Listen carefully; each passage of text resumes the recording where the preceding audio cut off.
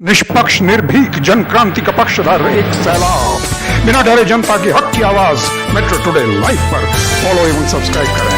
हम हैं आपकी असली आवाज मेट्रो टुडे लाइव। नमस्कार, मैं हूं सुशील शंकरविक और आप मेरे साथ देख रहे हैं metro today live. Metro today live में आज हमारे साथ आए हुए हैं चंदन पराशर जी। चंदन पराशर जी वर्ल्ड फेम के एस्ट्रोलॉजर हैं। वो एस्ट्रोलॉजर हैं जयपुर से। तो आज चंदन पराशर जी हमें ये बताएंगे, बहुत ही ज्वलनशील मुद्दा है, ये सबके लिए ज्वलनशील मुद्दा है। पति पत्नी और वो कब एंटर करती हैं, क्योंकि पति और पत्नी के बीच में वो जो आता है, वो जब एंटर करता है उसका क्या कारण है, वो कौन सा दोष है, कौन सा वास्तुशास्त्र दोष है या कौन सा कुंडली में दोष है जो कि पति पत्नी के बीच में वो एंटर कर जाता है। तो चंदन जी इसके ऊपर कुछ प्रकाश डालें, वो क्यों एंटर करता है, कैसे एंटर करता है, बताएं। नमस्कार सभी व्यूअर्स को। नमस्कार। पति पत्नी और वो एक ऐसा पॉइंट है जिसपे कि सभी के कान खड़े हो जाते हैं, सभी अपने अगल बगल देखने लगते हैं और कहीं ना कहीं सबके मन में ऐसा आता भी होगा कि कहीं ऐसा तो नहीं कि ये मेरे घर में हो रहा हो, कहीं मेरे साथ तो कहीं धोखा नहीं हो रहा। इस चीज से सभी भयभीत रहते हैं। और अगर हम बात करें हमारे एक्चुअल साइंस की, ज्योतिष शास्त्र है या शकुन शास्त्र है, वास्तु शास्त्र है, इसमें इस प्रकार की चीज का जो डाउट है हमारा वो बिल्कुल साफ हो जाता है, क्लियर हो जाता है। हमारे पास कई ऐसे बिंदु हैं जिससे हम ये जान सकते हैं कि क्या मुझे पत्नी से धोखा मिलेगा या पत्नी जान सकती है कि पति से धोखा मिलेगा।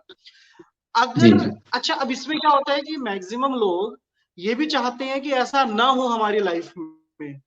जरूरी नहीं है कि सभी धोखा देना चाहते हैं और यह जरूरी नहीं कि जो धोखा दे रहा है वो भी कोई जानबूझ के दे रहा है। कई बार क्या होता है, जाने अनजाने हम जिस जगह रह रहे हैं, जिस माहौल में रह रहे हैं, उसकी एक वाइब्रेशंस होती हैं।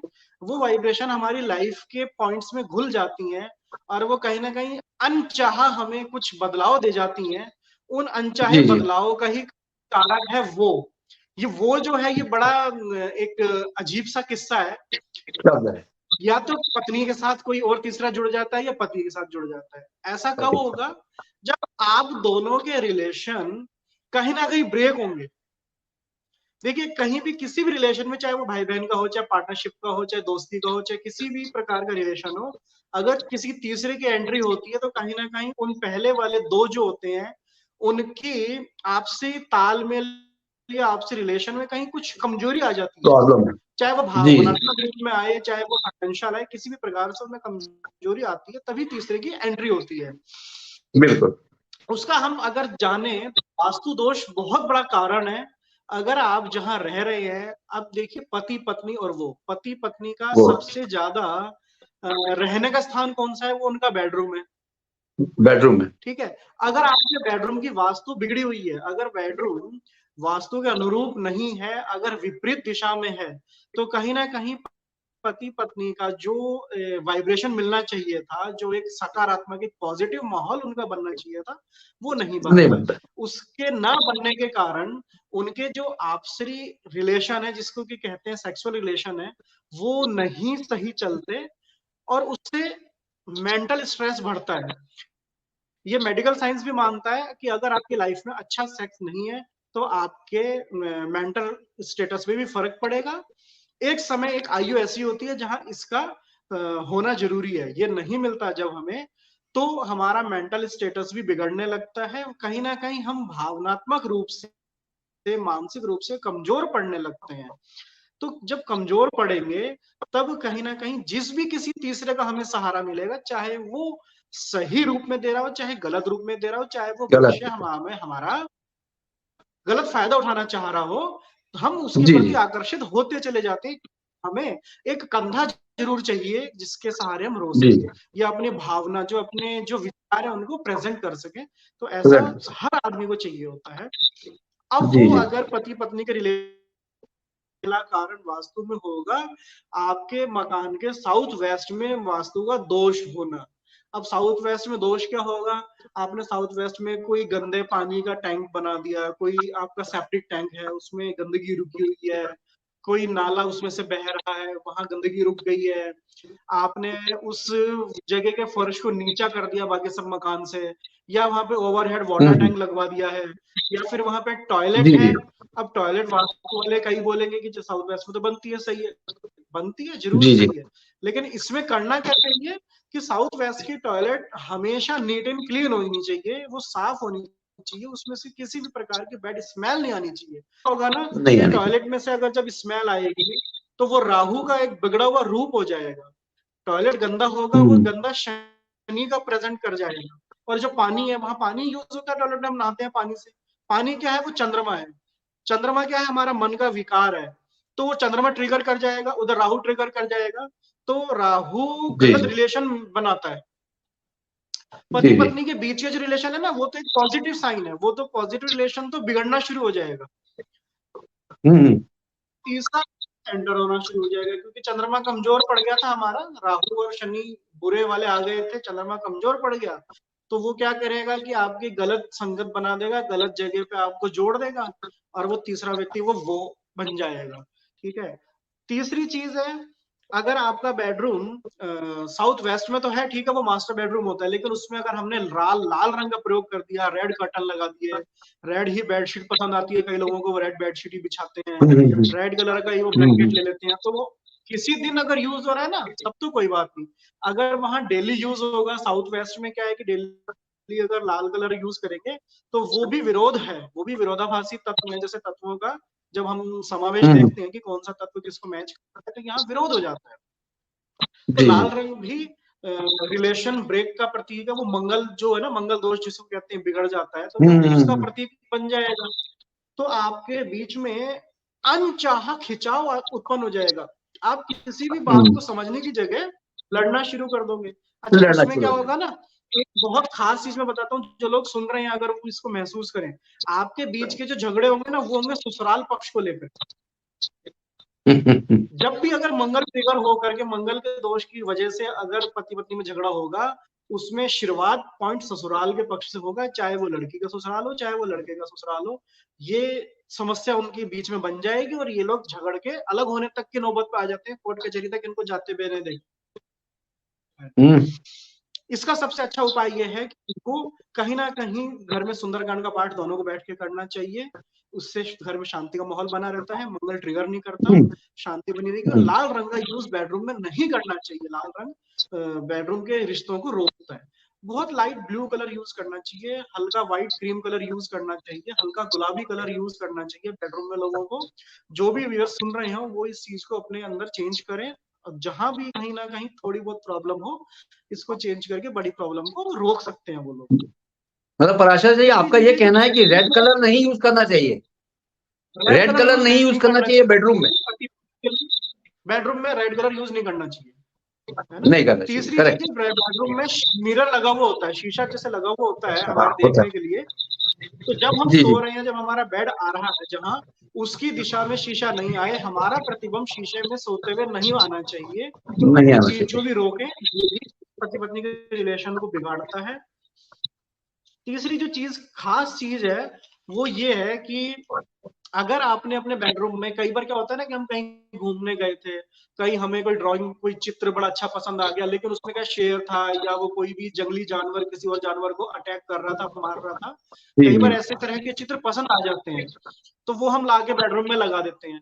अब उसमें क्या है ना कि उसमें जो वाइब्स निकलेंगे, उसकी जो वाइब्रेशन है, वो वाइब्रेशन तो युद्धात्मक, युद्ध की है, वो लड़ाई की वाइब्रेशन है। वो जानवर एक दूसरे को अटैक कर रहा है, वो वाइब्रेशन अटैक की है। तो धीरे धीरे उस चित्र में से जो वाइब्रेशन मिलेगी, तो पति पत्नी भी एक दूसरे पे अटैक करेंगे। आपका जो सौहार्द वाला जो रिलेशन था ना, वो सौहार्द वाला रिलेशन नहीं बन के वो अटैक वाला, नहीं। डिफेंस वाला रिलेशन हो जाएगा। तो जब इस तरह का माहौल बनेगा, तो निश्चित रूप से जो पति पत्नी का काम है, या जो पति पत्नी का रिलेशन है, उस तक तो आप पहुंचोगे ही नहीं, आपका माइंड में दूसरी चीजें चलेंगी। ठीक है। फिर क्या होगा, जैसे ही आपकी दूरी हुई, तीसरे ने प्रवेश करना है। प्रवेश कर दिया। पति पत्नी और वो के कॉन्सेप्ट में बिल्कुल इजी है। अगर आप दो के बीच में गैप आया, तीसरा आया। आया। कहते हैं ना, ध्यान हटा और दुर्घटना हुई। बस दुर्घटना आपका हुई। अगर एक दूसरे पे से फोकस हट जाता है, आपका ध्यान हट जाता है, तो जरूर तीसरा घर में आएगा ही आएगा। अच्छा, उसके बाद में मैं बताऊं आज की डेट में क्या हो रहा है कि जितने भी फ्लैट हैं या जितने भी घर हैं, हमारा कॉन्सेप्ट आजकल ऐसा हो गया कि बेडरूम में ही टॉयलेट होता है। और बेडरूम में टॉयलेट होना नेसेसरी हो गया। और जिस किसी के रूम में अगर टॉयलेट नहीं है तो कहते हैं अरे ये तो कितना पिछड़ा आदमी है, ये तो कैसे रह रहा है, इसका मकान कैसा है। तो हर किसी की वास्तु आजकल ऐसी ही हो गई। जो पौराणिक हमारी वास्तु है, जो वैदिक वास्तु है, से बहुत दूर बाहर टॉयलेट बनाया करते थे। पहले बहुत बड़े मकान, बहुत बड़ी जमीन होती थी, अब छोटे छोटे मकान है, छोटे से फ्लैट है, तो उसी में रूम अटैच ही बनेगा। तो इसमें क्या करना है आपको, अपने बाथरूम में एक कटोरे में फिटकरी जरूर रख दीजिए। वो फिटकरी रखने से उस बाथरूम की जो नेगेटिव वाइब्स जो है, वो नेगेटिव वाइब्स वो फिटकरी ले लेगी, और आप उसको वीकली या 15 डेज को चेंज कर दीजिए। दूसरी चीज, जब हम नहा के आए, जब हमने वॉशरूम यूज कर लिया, तो उसमें वाइपर कर दें, उसको आप फैन चला के सुखा दें। अगर वो पूरे दिन गीला रहेगा तो वो स्मेल करेगा, वो आपको बहुत बड़ा दोष उत्पन्न कर देगा घर में, वास्तु में। इसका कोई रेमेडी नहीं है, चाहे कितनी सी बड़ी रेमेडी करवा लें, या कितना भी बड़े से बड़ा वास्तु का कोई भी आ जाए, ये कई चीजें जो है ना नजर ही नहीं आती, लेकिन ये इफेक्ट अपना बहुत ज्यादा डाल देती है लाइफ पे। तो इसके लिए अपने को बहुत ध्यान देना चाहिए। साथ ही एक चीज और ध्यान दिलाऊंगा मैं कि अगर बाथरूम जिन लोगों का कहीं पर जाके देखे ना, कई बार मैं वास्तु विजिट के लिए जाता हूँ तो बाथरूम में अजीब सी स्मेल आ रही होती है, खिड़की भी है, वेंटिलेशन हो रहा है, तो भी स्मेल, एक अजीब सी स्टिकी स्मेल आती रहती है। अगर जिस पति पत्नी के बाथरूम में स्मेल आ रही है, आप यकीनन मैं कि उनमें से दोनों में से एक को धोखा जरूर देगा, जरूर तीसरा आएगा। क्यों? क्योंकि वहां राहु ट्रिगर करेगा, राहु ट्रिगर करते ही भ्रम उत्पन्न होगा, एक दूसरे के ऊपर वो शक करेंगे, चाहे कोई बहुत अच्छा रिलेशन हो, चाहे ईमानदारी से भी वो चल, एक दूसरे पे शक कर लोगे, शक के चलते हुए भी रिलेशन बिगड़ेगा। तीसरी चीज है रसोई। गृहिणी का सबसे ज्यादा कहाँ दिन निकलता है? रसोई में। अगर आपके घर की रसोई गलत है, गलत डायरेक्शन में बनी हुई है, तो वो भी इफेक्ट डालती है, वो गृहिणी के विचारों पे, गृहिणी के दिन भर के क्रियाकलाप पे उसका असर आता है। साथ ही उसके विचारों में अगर कोई भी दूषितपन आना है तो वो वहां पे आ जाएगा। इसका अग्नि तत्व से एक रिलेशन है, अग्नि तत्व भी हमारे अंदर समावेश है। अगर अग्नि तत्व हमारा बिगड़ गया तो निश्चित मानिए कि आपकी जो वैचारिक जो चीज है और एक सेक्सुअल जो एनर्जी है, पावर है, वो भी अग्नि तत्व से प्रेजेंट होती है। तो वो कहीं ना कहीं हमें फायर एलिमेंट बढ़ जाएगा। फायर एलिमेंट बढ़ने से हम एक जगह पे संतुष्ट नहीं होंगे, हमें 2-3 जगह पे जाकर के संतुष्टि मिलेगी।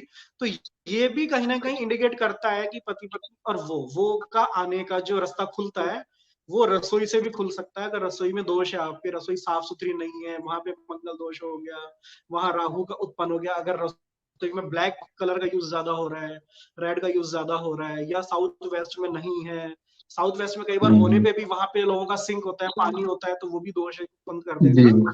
तो ऐसे लोगों के भी तीसरा आने का योग बहुत ज्यादा है। अब इसमें रेमेडी में क्या करें? एक चीज और मैं बताना चाहूंगा, अगर लोग ध्यान दें अपने घर में, उनके साउथ वेस्ट में कहीं ना कहीं सीलन आ रही होगी। अगर साउथ वेस्ट में सीलन आ रही है, दीवारें पोली सी हो रही हैं, यकीन मानो हस्बैंड वाइफ में से दोनों एक दूसरे को धोखा जरूर देंगे किसी भी प्रकार से, या फिर उनका मन विचार नहीं मिलेगा, कहीं ना कहीं उनकी फीलिंग्स मैच होनी बंद हो जाएंगी, एक दूसरे को सपोर्ट सिस्टम उनका बंद हो जाएगा। तो तुरंत अपने घर में जो लोग चाहते हो कि हमारे रिलेशन ठीक रहे, साउथ वेस्ट को चेक कीजिए, वहां पे अगर सीलन है तो सीलन को ठीक करवाइए। ये एक राहु का बड़ा दोष बन जाता है, साउथ वेस्ट का दोष नहीं होना चाहिए लाइफ। दूसरी चीज, साउथ वेस्ट में बहुत ज्यादा व्हाइट कलर का यूज नहीं करना चाहिए। व्हाइट कलर का बहुत ज्यादा यूज करेंगे ना अगर, तो व्हाइट कलर रिप्रेजेंट करता है चंद्रमा को, और साउथ वेस्ट वास्तु में रिप्रेजेंट कर रहा है राहु और केतु को। तो राहु और चंद्रमा के मिलने से क्या होगा कि हमारे जो विचार है ना, उन विचारों में दूषितपन आ जाएगा, ये खराब हो जाएंगे। तो जैसे ही आपके विचार खराब होंगे, आपका चरित्र का हनन होना शुरू हो जाएगा।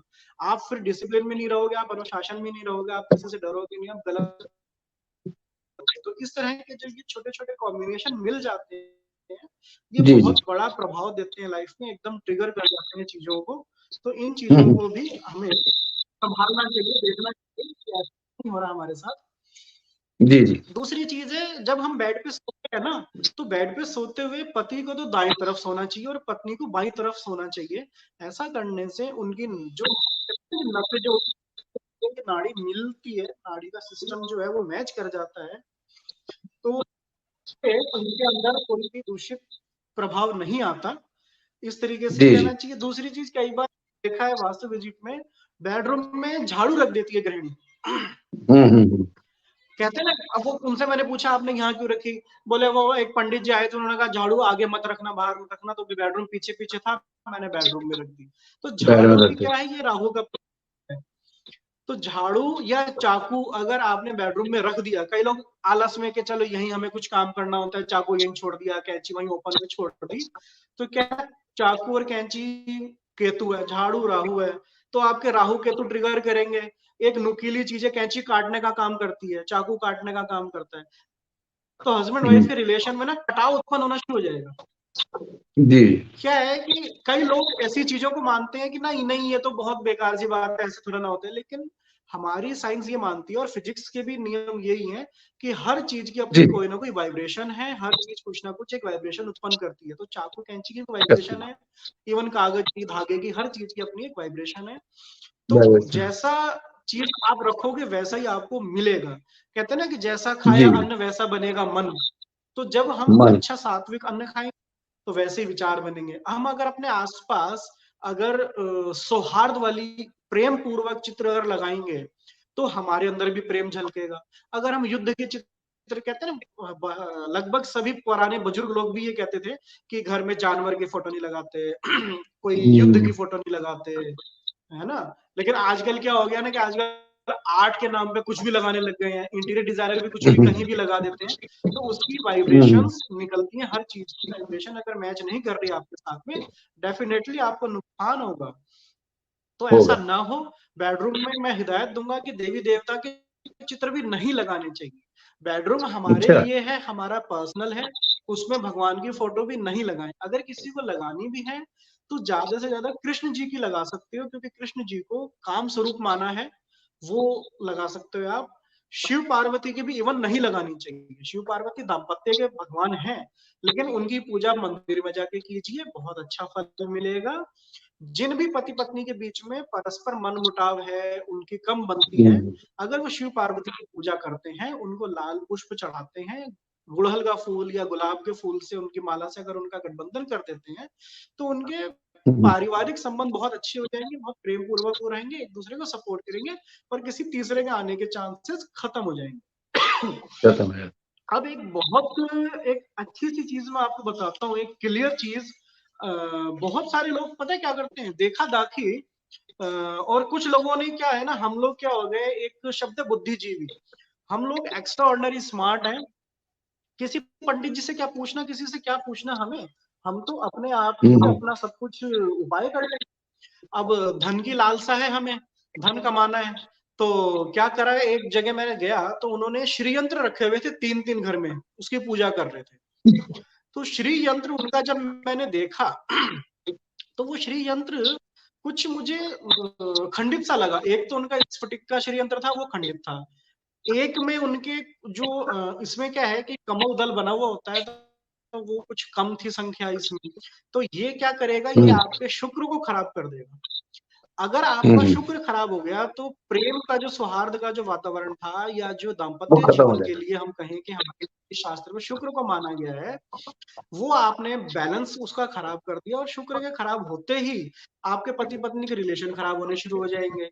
पति पत्नी के रिलेशन और वो खराब हुए, कहते शुक्र हैं दूषित था, तो तीसरा 100% आएगा। एंटर। 100% खराब होते ही तीसरा आएगा। और उन दोनों हस्बैंड वाइफ ने ये माना था कि उन दोनों के लाइफ में तीसरा तीसरा है। आप ये देखिए, किसी एक के नहीं, दोनों के लाइफ में, दोनों ने बाहर मैटर लगा कर लिया। उनके फिर वो श्री यंत्र मैंने हटवाए, और वो हटवाने के 3 महीने बाद ही उन लोगों का काफी बैलेंस सही हो गया था, और दोनों आपस में सही से रहने लग गए थे।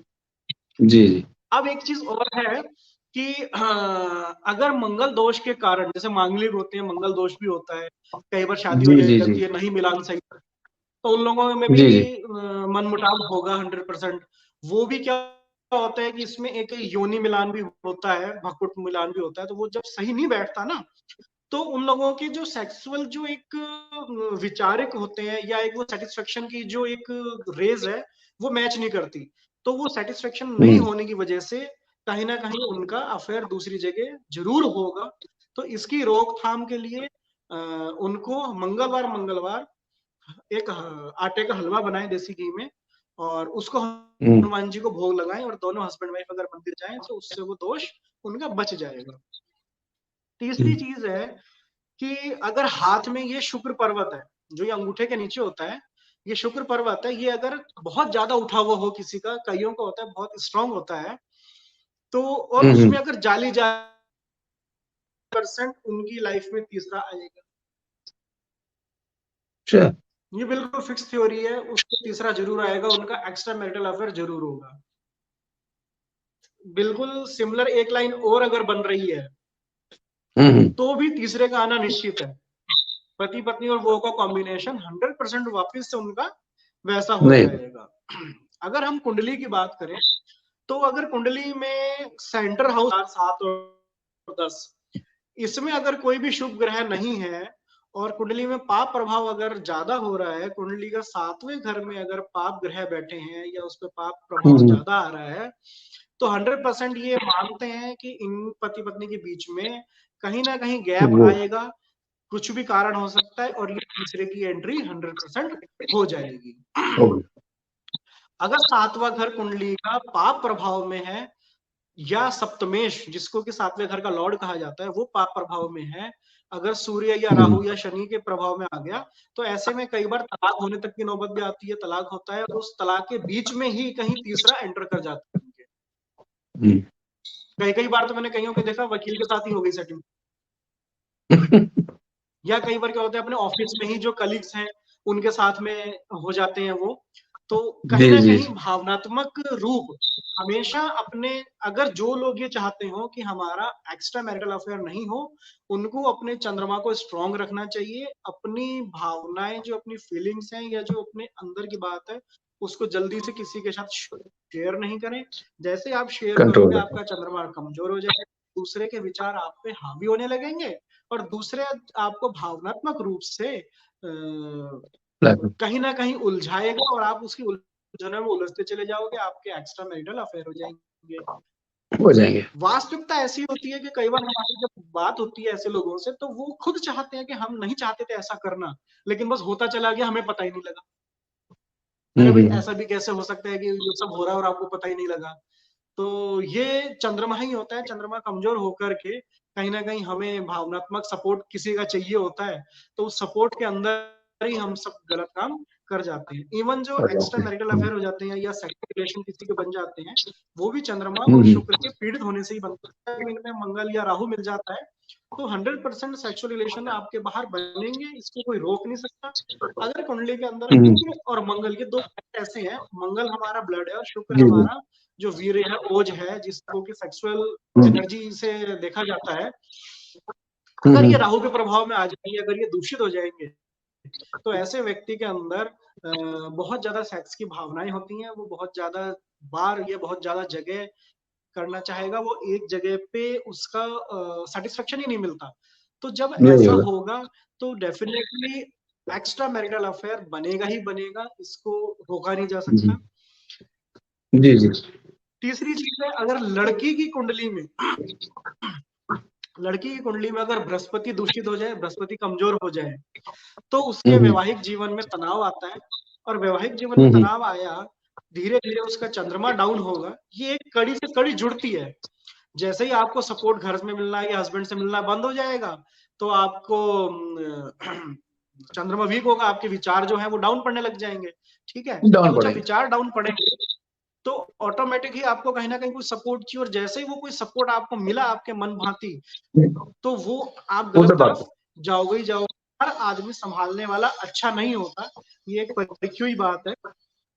और अगर उसकी कुंडली में दूसरा या 12वां घर भी बिगड़ा हुआ अगर होगा उस महिला की कुंडली में, जिसका बृहस्पति बिगड़ गया था, तो डेफिनेटली तीसरे की एंट्री होगी ही होगी। ये एक फिक्स पैरामीटर है। ऐसे ही अगर अपन बात करें पुरुष की, तो जिस पुरुष का मैंने बताया था, जैसे हाथ पे अगर शुक्र बिगड़ा हुआ है उसकी कुंडली में भी अगर शुक्र प्रभाव में चला गया तो वो भी अपनी वाइफ से सेटिस्फाइड नहीं होगा, वो भी कहीं तीसरी की तलाश करेगा। तो इस प्रकार के योग जो है ये बन जाते हैं। अगर हम ये चाहें, जैसे वो महिला ये चाहे कि मेरा बृहस्पति ठीक हो जाए, मेरे पारिवारिक संबंध अच्छे रहें, तो उन्हें क्या करना चाहिए? उन्हें ओम नमः शिवाय का जाप करना चाहिए। शिव पार्वती के मंदिर में जाकर के वहीं बैठ के ओम नमः शिवाय का जाप करें। शिव जी से प्रार्थना करें कि मेरे पारिवारिक सौहार्द, मेरा प्रेम बना रहे। ऐसे ही अगर कोई पुरुष है, वो पुरुष ये चाहता है कि मेरी पत्नी मुझे धोखा ना दे, हमारे पति पत्नी के रिलेशन अच्छे चलते रहें, तो उन्हें माँ दुर्गा को, माँ भगवती को लाल पुष्प चढ़ाना चाहिए। वो गुड़हल का भी हो सकता है, वो गुलाब का भी हो सकता है, और उनसे प्रार्थना करें कि मुझे धोखा न मिले, मेरी पत्नी जो है वो मेरा पूरा समर्थन करे, मेरा पूरा सपोर्ट करे। तो इससे कहीं ना कहीं कुछ अच्छा होगा। वाइब्रेशन जो भी खराब हो जाती है, उन वाइब्रेशन में कहीं ना कहीं भगवान का आशीर्वाद मिलता है अगर, तो वाइब्रेशन अच्छी हो भी जाती है। देखिए, कोई भी अगर कमी आती है ना, तो कमी को दूर भी हम ही करेंगे। कुछ योग बनते हैं तो उस योग को ठीक भी करना हमारा ही काम है। अगर हम ठीक कर लेते हैं, हम अपना चंद्रमा मजबूत रखते हैं, अपने अंदर अगर एक ऐसा विश्वास रखते हैं, एक अनुशासन रखते हैं कि नहीं जी, हमें तो जो हमारा रिलेशन है हम उसको करेंगे, हम बाहर कहीं नहीं जाएंगे, तो फिर कितने भी कुयोग क्यों ना बन रहे हो, अगर आप में अनुशासन है तो आप उस कुयोग से ऊपर उठ सकते हैं। और अगर जैसे ही आप वीक पड़ गए, आपने अपना चंद्रमा को कमजोर कर दिया, या आपके घर में वास्तु दोष 2 या 3 मल्टीपल दोष हो गए, और साथ में कहीं ना कहीं जन्म पत्री में भी कुछ दोष अगर आ गया है, तो डेफिनेटली आप इस भंवर जाल में फंसते चले जाओगे। अब वो फिर आपका एक से रिलेशन एक्स्ट्रा बना के 2 से बना, 3 से बना, वो अपने कितने दोष उत्पन्न हो रहे हैं, अपने कितने योग ऐसे बनते चले जा रहे हैं, उस पर डिपेंड करता है। जी जी, ठीक है सर। तो चंद्र जी, बहुत बढ़िया बताया आपने कि पति पत्नी के बीच में वो क्यों एंटर होता है, कैसे एंटर होता है, ये सब एक वास्तुशास्त्र का दोष है। तो आपने उसके उपाय भी बताए, बहुत बढ़िया है। और चंदन जी, थैंक यू वेरी मच, आप आने का आपका शुक्रिया, और हमारे बहुत बढ़िया बताया आपने लोगों को। आप इसी तरह आया करिए, ये आपका अपना चैनल है मेट्रो टुडे लाइव, आप आए और हमारे जो जनता है उनको बताएं। धन्यवाद, थैंक यू वेरी मच। जय हिंद। जय हिंद सर, जय हिंद। जय हिंद। जय हिंद सर।